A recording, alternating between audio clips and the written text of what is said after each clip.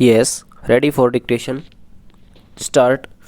We have before us the post-mortem report of the deceased Sadhana, which confirms that the deceased had died at about 23:30 hours on 13/12/2001 due to asphyxia as a result of antemortem injuries found on the dead body of the deceased. Stop. Dr. A.S. Rathod, who had conducted a postmortem of the dead body of the deceased and prepared and proved her postmortem report during the trial, deposed that the antemortem injury number 2 found on the deceased's dead body fully corroborates the manner of assault on the deceased Sadhana as described in the FIR. Stop.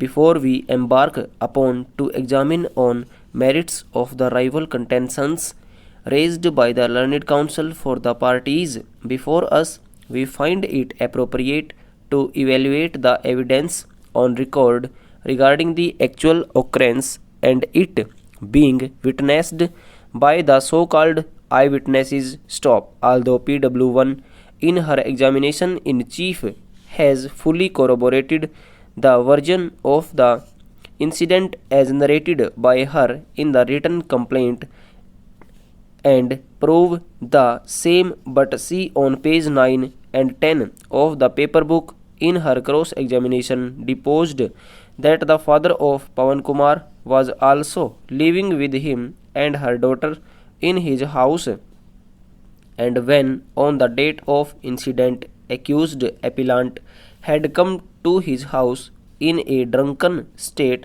and started abusing his daughter, and her daughter had retaliated.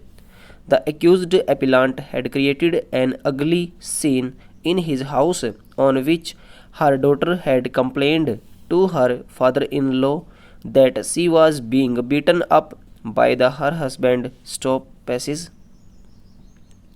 She further deposed that no one from the locality was present in the house at the time of occurrence, and the accused appellant had severely beaten his father, also causing multiple injuries to him, but his father had kept quiet and had not made any noise, and after beating his father, the accused appellant had left the house and gone somewhere, and it was then that she and father of the accused appellant had gone to the police station, where she was informed that the police would soon reach the place of occurrence.